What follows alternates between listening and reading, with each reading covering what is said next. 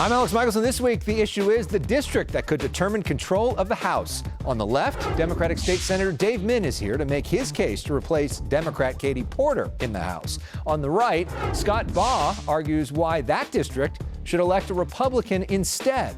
Plus, the governor's push to regulate oil companies and more with an all-star panel on stage in front of an audience this week in Sacramento. Broadcasting across California, you're watching The Issue Is. The next Speaker of the House will likely be picked by California voters. Morning, California Democrats.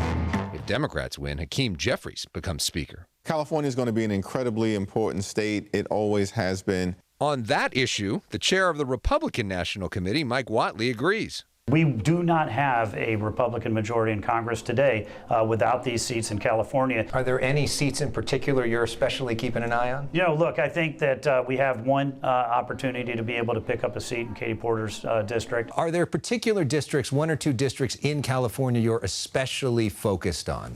Of course, we have to make sure that we hold the seat that is going to be vacated by Katie Porter in Orange County. That district is California's 47th, which includes Irvine, Huntington Beach, Costa Mesa, and Newport Beach. Orange is the new blue. In 2018, Democrat Katie Porter flipped this traditionally Republican seat with some help from Gavin Newsom and then Senator Kamala Harris. What does a majority Democratic Washington look like? What does that mean for voters as compared to what they have now? It will be a better look. No money for prescription drugs, nothing. Porter would become an often viral star in the House. California needs a warrior in Washington. When she decided to run for the U.S. Senate this year, she had to give up her House seat. And how about you? How you doing today? In 2022, Porter's opponent was businessman Scott Baugh, the former top Republican in the Assembly. At the time, Baugh was badly outspent. Porter raising $28.5 million to Baugh's $3 million. Still, Baugh kept the race close, finishing less than 4 points back. Scott Baugh, good to see you. Baugh is running again this year. He's facing off against Porter's hand-picked successor, longtime state senator Dave Min. A recent USC Dornsife poll shows Baugh ahead by 3, but that's within the margin of error, so this race could literally be tied. So in our next segment, we'll be joined on set by Republican Scott Baugh, but joining me now is Democratic State Senator Dave Min. Senator, welcome to The Issue Is. Thanks so much for having me, Alex. Good to see you. We wanted this to be a debate between the two of you. Yeah. You said yes. Baugh initially was thinking about it and then said no, which is too bad. I think given the campaign he's running, a campaign that's really built on a lot of deceptions about his own record and statements as well as about my record, I understand why he doesn't want to be here face-to-face with me. All right. Well, let's talk about this race, which we're sort of framing as the potential deciding race. So what is the biggest difference, in your view, between a Democratic House and a Republican House? I mean, the biggest difference is that a Democratic House might actually get something done. This particular Republican House is going to be famous or infamous for being the worst Congress in the history of Congresses, and it's a low bar here, but they have done nothing other. They've spent much more time focusing on Hunter Biden's genitalia than they have focusing on the problems that people are actually facing, rising costs. They refuse to pass a bipartisan border bill. They've refused to address the real problems that Americans, Orange County families are facing. We also know that if they had control of the Senate and presidency, they would push an extreme agenda that was outlined in Project 2025, including a total ban on abortion starting at conception, a lot of extreme aspects of that agenda. Well, we don't know that they would pass that agenda in Project 2025. Donald Trump says that he doesn't agree with much of that, and many of the people running are not. But to your point, though, you're going to get something done. What's the number one thing you get done in a Democratic Congress? Well, for me, I want to set expectations real. Like my role as one of 435 is to elect Hakeem Jeffries, and I think it's to keep going forward on addressing the border crisis, to try to pass more inflation reduction economic policies that work for working families, to try to shore up abortion rights, to try to deal with some of the major challenges we're facing in this country right now, including around gun safety and the climate crisis that is causing ripples around the country right now. All right, let's go through some of those. Let's start with the issue of abortion. Are there any restrictions on abortion that you would support? Sure. I think the restrictions that Roe v. Wade imposed, I think, sliding scale, including much stricter scrutiny and states being allowed to regulate more in the third trimester. These all make a lot of sense to me. And I think what I'd like to see happen is us restore to the default status quo we had under Roe v. Wade. I think the codification of Roe v. Wade is something I would certainly support should I be elected to Congress. Okay. On the issue of the border, we had this bipartisan bill that would have made major changes at the border. Would you have voted for that? Oh, absolutely. And it was a shame that Republicans held that up because it was a bipartisan bill. The Border Patrol agents themselves pushed forward. It would have added hundreds or thousands of new border agents, provided billions for technology to stop human trafficking, fentanyl trafficking. We have a crisis at our border right now, and we ought to be doing everything we can to stop it. But Democrats had full control of Washington at the beginning of the Biden administration, and they didn't pass it. They didn't pass immigration reform when they had even more control during the Obama administration. Don't Democrats bear a lot of the responsibility, too? Sure. I mean, we have a responsibility to fix problems. Let's talk about the issue of guns. You have been one of the legislators who has been most successful in passing restrictions, one of which was just upheld by the courts this week. As a legislator in Congress, do you see that something that you would focus on? What sort of federal gun rules do you want to see? Absolutely. We have a gun crisis in this country, a gun violence epidemic. And it's sad when we see the statistics that now the #1 killer of children in the United States of America, it's not drugs, it's not traffic accidents, it's not swimming accidents, it is guns. Gun violence is a scourge in this country. It is preventable. And I think we have to start with the common sense solutions of limiting access to weapons of war, having more robust background checks, preventing people who are high propensity murderers and criminals, including those who have committed domestic violence, from having access to guns. Scott Baugh says that you're soft on crime. He points to the fact that you supported an end of cash bail, suppressing records for those who are convicted of felonies. What do you say to the allegation that you're soft on crime? It's a ridiculous talking point that if you look around the country, look around California, every Republican running against a Democrat is running on the same issue. We're all soft on crime. In this case, it just doesn't fly. The dog won't hunt. I'm someone who spent my career upholding the rule of law. My very first job was law enforcement. It was prosecuting Wall Street. I have been very strongly in support of police and the rule of law. And I will just note that Scott Baugh has refused to condemn the events of January 6th, in which 4 Capitol police officers died. I'm wearing this pin because I want to stand in solidarity with police officers. I'm proud to be the only candidate in this race endorsed by law enforcement organizations. And there's a reason for that, because only one of us has stood with police. Only one of us has stood with law enforcement in this race, and that is not Scott Baugh. Let's end with something fun. So that was kind of fun for me, This is personal issues, which is what we do. 30 seconds on the clock. Your favorite cultural things. First thing that comes to mind. All right, ready? What's your favorite TV show? Oh, geez. Right now, I got to say the Game of Thrones spinoff, which I'm forgetting the name. House of the Dragon. Yeah. Favorite movie? Oh, shoot. It's got to be Zoolander. Oh, okay. Band or musician? I am listening right now to an old school band called The Wedding Present from the 80s, like British punk. What's your favorite restaurant in Orange County? Oh, shoot. There's so many to choose from. I think my family and I appreciate hot pot nowadays. Our kids are really into it. And who is your role model?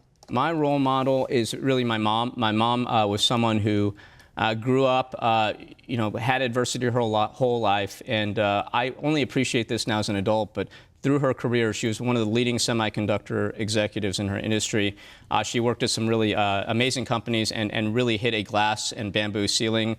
She must have faced a lot of discrimination because she was typically the only woman, the only minority in the room at that time in the 80s and 90s. And yet she never complained about it to us. Like, we heard about it a little bit offhand, but she was always home at 6 p.m. to make us dinner. That was a different time, of course.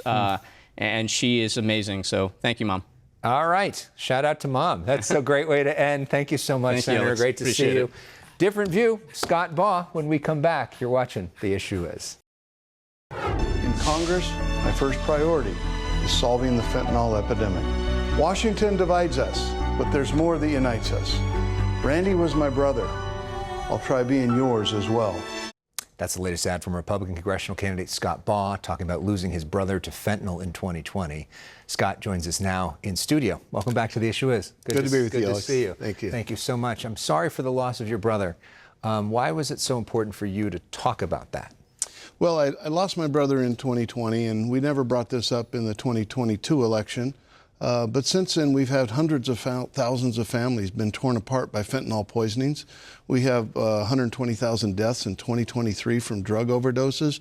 This is fentanyl coming across the southern border, and it's tearing families apart. And there's a lot of pain out there, and we just think it needs to be addressed and stopped. And to that point, you say that's going to be your number one priority. What specific policy-wise are you going to do differently than Dave Min when it comes to fentanyl? Well, first of all, Dave Min believes in open borders. I don't believe in open borders. I believe in a secure border and then robust immigration that's legal. But if we secure our border, you stop all this fentanyl that's coming in. That's number one. Number two, it's called naloxone. It's a drug, a reversal agent, if you will, that allows people to come out of this deep coma they go into with fentanyl. And we just need to have more education on that and more fentanyl or more naloxone distributed out into the community. Yeah, and it really is amazing how that saves lives if somebody has it in the right moment. So let's talk about the border a little bit. Sure. You were not a supporter of that bipartisan border bill that came out last year. What specifically do you think you could get passed and signed if you were a member of Congress on the border? Well, specifically, about 90% of it can be done with administrative orders, which is why you didn't have a lot of illegal immigration when Trump was president. And then secondarily, you need funding to finish the wall. Now, I don't think you need a wall from end to end, but you certainly need a wall in certain places. And again, my philosophy is a tall fence and a wide gate, because we are a generous country. We allow a lot of immigration in here, but it has to be legal, because illegal immigration brings drugs, it brings a sex trafficking, and it brings terrorism. Supporters of that bipartisan immigration bill last year, including Kamala Harris, say that would have been tough on immigration. It would have increased border funding. It would have increased help to the Border Patrol. It would have increased technology to the area. What's wrong with it? That border bill allowed 1 million new people to come in every year. It was more of a facade to pretend you were doing something as opposed to real action that needs to be done on our border. Another big issue in this election is abortion. The Min campaign points to a quote that you gave the LA Times back in 1998, which is quite simply, "I do not support abortion in any form." Is that your view? Can you clarify what your view is on abortion? Yeah, absolutely. Thank you for that question. I'm a pro-life guy. I'm personally pro-life, but my personal views on that don't reflect what I do as a policymaker. I don't think the federal government should step in and ban abortion at all. Dave Min's running ads that are just lies about what I would do. The state of California has enshrined in our Constitution women's health and the right to choose in our Constitution. I would never let the federal government come in and overrule that and overrule the will of the people of California. On the issue of guns, we know that Dave Min has been active in the state Senate in pushing for different gun control measures, some of which just were upheld by the courts this week. What do you see as the federal role when it comes to guns? Do we need more restrictions? We've seen that gun control laws, you can outlaw an AR 16 times. It's not going to change what's happening out there. The gun laws are on the books. We just need to enforce them. We need to make sure we do more red flag laws and make sure that people that have mental illness or have a criminal background never get a gun. But this leads into the crime issue, and I hope you want to cover the crime issue a bit, because we have a proliferation of crime in this county, Orange County. We've had a murder at Fashion Island. We had a murder at Huntington Beach, like 2 blocks from where I was having dinner the other night. And a friend of mine just got shot at South Coast Plaza Mall last Sunday because somebody wanted to do a smash and grab. These are out of control policies that are brought on by Dave Min, and I can tell you all of the bills he supported: no cash bail, suppressing the felony records of people who have felonies on their records. He voted for a bill that made it more difficult for the police to investigate sex crimes, including sex crimes with 11-year-old girls. So from a crime perspective in the House, what are you going to do? Well, first of all, you have to make sure you don't allow this progressive, I call it a regressive infection, hit the federal judiciary. And we need to make sure that, like, for example, the trafficking of children coming across our border is stopped. That's what you can do at the federal level. Dave Min wanted to debate you. We'd hoped to have this be a debate with the two of you on the set together. Why the decision not to debate him? Well, we've made several decisions, agreements to debate. In fact, in Orange County, not up here in L.A., but in Orange County, and Dave Min has backed out of 2 of them. And so he says, I backed out of a debate. That's nonsense. We've never agreed to do anything here, but we did in Orange County. And just yesterday, I got a note from Speak Up Newport. that said Dave Min has agreed, or he said he's not going to participate in that debate. So I'm willing to do it. He's not willing. He's playing games with it. Well, if you want to do one in Orange County, I'm happy to moderate. Oh, come on down to Orange County. I'd be happy to do it there. And what is the biggest single difference between a Republican House and a Democratic House? Well, a Democrat House probably would engage in impeachment of Donald Trump once a week, just to obstruct everything. But the Democrat House will want more spending and open borders and less enforcement of the criminal statutes. The Republican House wants to be tough on crime. They want to get our debt under control, and they want to secure our border. Lastly, we do something called personal issues on this show to get to know you. These are rapid-fire questions, cultural favorites. So let's see what you got. All right, ready? 30 seconds on the clock. What's your favorite TV show? TV show. I don't have a favorite. The issue is. Okay, favorite movie? Shawshank Redemption. Favorite musician or band? The Silver Bullet Band, Bob Seger. What's your favorite way to relax? Oh, I do picture books. That's my hobby. I take a lot of pictures and I put them together in albums. What's the best restaurant in Orange County? Oh, I like Alessa. Okay, and who is your role model? Ronald Reagan. Ronald Reagan, why is that? Because he believes in hope and prosperity for the American people by getting government out of the way and letting the American people be free, because when the American people are free, there's nothing they can't accomplish. All right. Well, as you just heard, there's a big difference between Dave Min and Scott Baugh, and voters, it's up to you to figure out which one is in line with you. Thank you so much for coming here. Thank you. Really Pleasure. appreciate it. Hopefully we can do something in Orange County. Thanks so much. We'll be back with our panel up in Sacramento, an all-star group. That's when we come back. What do you say to Californians who may be concerned seeing this, that it's going to make their lives more expensive? Well, it's just the opposite. They're ripping you off. Big Oil's been ripping you off and then lying to you. Governor Newsom slamming Big Oil while signing a series of bills this week restricting drilling. The governor's fight over energy, one of many topics discussed during a special panel I was honored to host in Sacramento this week. I couldn't book a better panel than this. So on the Public Policy Institute of California panel, KQED's Marisa Lagos, San Francisco Chronicle's Joe Garofoli, and Politico's Melanie Mason. We discuss Kamala Harris, the first ever Democratic presidential nominee from California. The state of California is a mess. And Donald Trump, a Republican nominee with a very different view of California's leadership. We're on one path. California really is in the doghouse. You've lost a lot of congressional seniority, and you have a president who is fundamentally opposed to a lot of the policy paths that lawmakers here are taking. And on the other way, you have the strongest ally and advocate and native daughter. She's not going to talk about it, though. She doesn't like to mention us very much. Well, let's talk about that, because she was not the California governor, and she wasn't involved in all the homelessness policy and all of the sort of mess that Newsom has to deal with every day. She's kind of been like this a little bit, right? Even if we weren't in this moment with the homeless crisis and a lot of the other challenges, she still would be trying to distance herself, especially from her hometown of the Bay Area. I mean, Berkeley has like the berserkly, reputation. Oakland has long struggled with higher crime rates. When we were at the DNC, on one night, the California Democratic Party is celebrating her as daughter of California with, literally with the logos and selling T-shirts, daughter of California. The next day, she gets up and, she says, I grew up in, the Bay. That video. She wouldn't even say Oakland or Berkeley. Say our name, Oakland, Berkeley. You take the money, but say our name. Petrie Norris, aye. We also discussed this week's special legislative session advancing legislation pushed by Governor Newsom to regulate oil refineries. Newsom wants to require refiners to keep more reserves to prevent sudden gas price spikes if refineries go offline. But some legislators say they're confused by what the plan is. He doesn't have the votes for whatever he wants to do. And lawmakers, it's rare that you see them saying, I'm confused by, a lot of the reports are, I'm confused by what this is. Next. Gas prices obviously are a very potent political issue. They aren't so much right now, which is what's so fascinating about it. Gas prices are actually not that bad right now.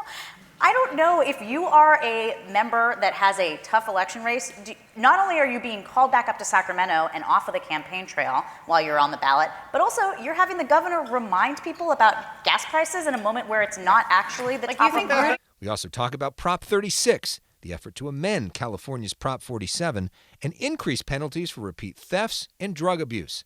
A recent PPIC poll shows 71% of California voters support the effort, just 26% oppose it. Across party lines, across demographic lines, across geographic lines, people are fed up and they want an answer. And the fact that I saw a poll today and so 70% of people want to support it, I was wondering what state I was living in. Governor Newsom and most statewide Democrats opposed 36. If these politicians are being honest with themselves, there should be a bit of a come to Jesus moment. Like, where was the disconnect? How did we drop the ball on this one? Another opponent of 36, LADA George Gascon, who helped write Prop 47 10 years ago. Gascon facing a tough re-election fight against challenger Nathan Hochman. What's been so striking me is how under the radar that race has felt. Maybe it's Prop 36 kind of sucked all the oxygen out of the room and maybe attracted that attention, but the contrast to what we saw in San Francisco when Chesa Boudin was up for recall and what that meant, we had all of these big picture, like what does this mean for criminal justice reform? You're not seeing that conversation in LA. Maybe that race isn't that close, so it's hard to get oxygen. You think about George Gascon. He in the past was endorsed by Gavin Newsom, by Kamala Harris, by Rob Bonta, by Adam Schiff, and none of those people Radio silence. have come to his defense now. To watch our full discussion, search for 2024 election preview at the PPIC Notes YouTube page. And to hear extended interviews with all of our Issue Is guests, search for The Issue Is wherever you stream podcasts. We'll be right back. Next week on The Issue Is an exclusive debate. On the left, Brian Tyler Cohen. On the right, Tommy Lahren. We also mark the anniversary of October 7th by sitting down with Sheryl Sandberg to discuss her emotional documentary, why she says it is the most important thing she's ever done. That's during our regular show next week. We also have a bonus live edition of The Issue Is on Tuesday night. Join us immediately following the vice presidential debate around 7 o'clock. With us on the left, Attorney Bloom. On the right, KFI's John Cobalt, plus analysis from Politico's Melanie Mason. We'll be live on Fox 11 Los Angeles and streaming on YouTube and the Fox Local app. Thanks for watching this week. We'll see you twice next week.